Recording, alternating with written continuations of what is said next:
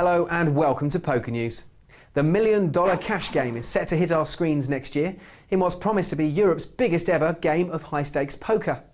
The event took place at the 50 Casino in London on the 12th of September and featured some of the world's greatest players. The buy-in was a staggering $100,000, but considering the calibre of entrants, many expected it to be more. The VIP list included the likes of Phil Ivey, Gus Hansen, Howard Lederer, Eric Seidel, Jennifer Harman, John Joander, Mark Goodwin and the infamously mouthy Tony G. Let's hope Tony G gets a few feathers rustling, as that really would guarantee some fantastic viewing action. The show is set to be broadcast on Sky in January 2007. However, in the meantime, Poker Night Live was the happy benefactor of some of the high-calibre celebrities attending the event, as a surprise showing of Chris Jesus Ferguson proved, dragged in by Chris's mate, none other than our very own Poker Night Live expert, James Browning. A lovely surprise for everyone watching the show, and it will be repeated as a 1-hour Chris Ferguson Poker Night Live special from October the 18th, only on Poker Zone. The chairman of Sporting Bet has been detained whilst visiting America. Peter Dix has been held as a fugitive in accordance to the state of Louisiana for illegal internet gambling.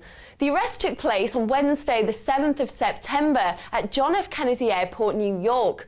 It appears America are cracking down on internet gambling and are using the 1961 Wire Act, which has recently been brought back to fruition to help with the stamp out.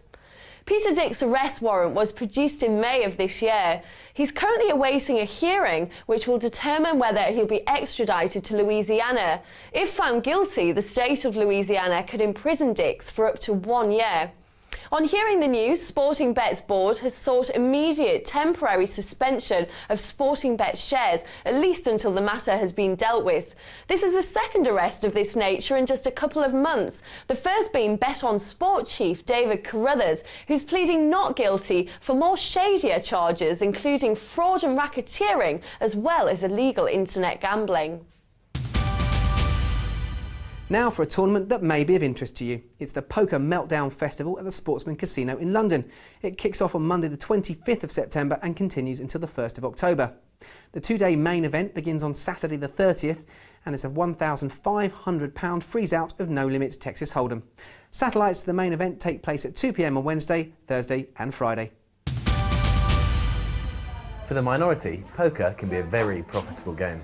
So should these people pay tax on their winnings?